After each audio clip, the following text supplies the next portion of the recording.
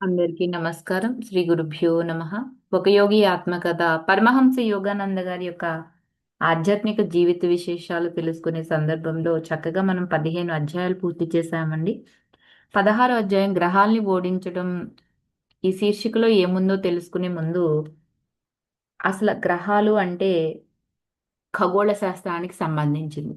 దానికి సంబంధించిన కొన్ని విషయాలని మనం తెలుసుకుందామండి. ఇక్కడ శ్రీ పరమహంస యోగానంద గారు మనకి చెప్తున్నారు. ఏంటి అంటే సనాతన హిందూ గ్రంథాల్లో ఉన్న ఖగోళ శాస్త్ర సంబంధమైన ప్రస్తావనలు బట్టండి పండితులు, గ్రంథకర్తలు కాలాన్ని నిర్ధారణ చేయగలుగుతున్నారంట.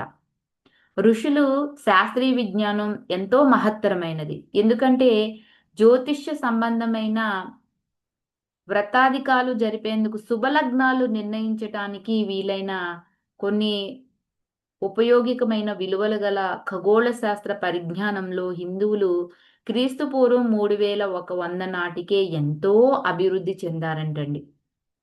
ఈ సంగతి సూచించే కొన్ని సునిశితమైన ఖగోళ శాస్త్ర విషయాలు మనకి కౌశితకి బ్రాహ్మణంలో కనిపిస్తాయంట.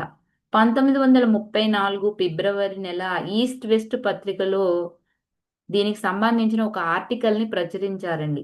తరువాత రాసిన ఒక వ్యాసంలో జ్యోతిష్యాన్ని గురించి లేదా వైదిక ఖగోళ శాస్త్ర గ్రంథావళి ఏదైతే ఉందో దాని గురించి అక్కడ రాయబడిందండి. ఏమనంటే భారతదేశ ప్రాచీన దేశాలన్నిటికీ భారతదేశాన్ని ప్రాచీన దేశాలన్నిటినీ కూడా అగ్రస్థానంలో నిలిపే విజ్ఞాన అన్వేషకులు కండి దాన్ని పవిత్ర యాత్రా స్థలంగా చేసిన శాస్త్రీయ విజ్ఞానం దాంట్లో ఉందంట.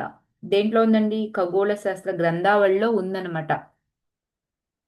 మన సూర్యమండలంలో ఉన్న గ్రహాలండి సూర్య కేంద్రక చలనం, అలాగే భూభ్రమణ మార్గ వక్రత, భూమికున్న గోళాకృతి, చంద్రుడి పరావర్తన కాంతి, ప్రతిరోజు భూమి తన అక్షం మీద చేసే పరిభ్రమణం, అంతేకాకుండా పాలపుంతలో స్థిర నక్షత్రాల ఉనికి, గురుత్వాకర్షణ నియమం వంటివే కాకుండా ఆ పుస్తకంలో కోపర్నికస్, న్యూటన్ల కాలం వరకు ఉన్న పాశ్చాత్య ప్రపంచానికి తెలియని వైజ్ఞానిక యథార్థాలు ఎన్నిటినో చర్చించడం అనేది ఆ గ్రంథంలో జరిగిందంటండి. అంతేకాకుండా పాశ్చాత్య గణిత శాస్త్ర అభివృద్ధికి ఎంతో అమూల్యంగా ఉపకరించిన అరబ్బీ అంకెలు అనేవి భారతదేశం నుండండి అరబ్బుల ద్వారా యూరప్కు 9వ శతాబ్దంలోనే వెళ్ళాయంట.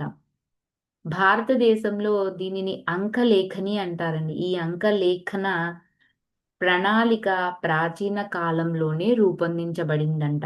భారతదేశ అపార వైజ్ఞానిక వారసత్వాన్ని గురించిన మరికొంత సమాచారం అండి సర్ సిసి రాయ్ రాసిన హిస్టరీ ఆఫ్ హిందూ కెమిస్ట్రీ, బిఎస్సీల్ రాసిన positive sciences of ancient Hindus, B K Sarkar రాసిన Hindu achievements in exact science, మళ్ళీ బికే సర్కార్ రాసిన the positive background of Hindu sociology, అంతేకాకుండా యుసి దత్ రాసిన materia medica of the Hindus, ఈ పుస్తకాలలో దీనికి సంబంధించిన సమాచారం అంతా కూడా పొందిపరిచారంటండి.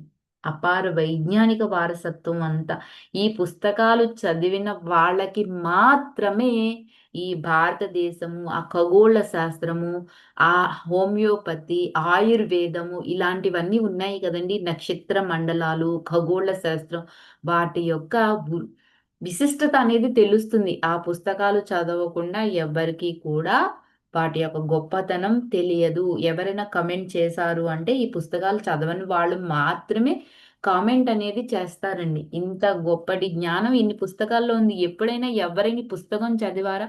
చదివిన వాళ్ళు ఉంటే కామెంట్ చేయండి. ఇప్పుడు గ్రహాలను ఓడించడంలో పరమహంస గారిని గురువుగారు అడుగుతున్నారని, ముకుంద నువ్వు జ్యోతిష్య సంబంధమైన దండకడియం ఒకటి ఎందుకు సంపాదించకూడదు అని అడుగుతున్నారు. దండకడియం అంటే జ్యోతిష సంబంధం ఎందుకు అంటే గ్రహాల యొక్క దోష నివారణ కోసం అంట.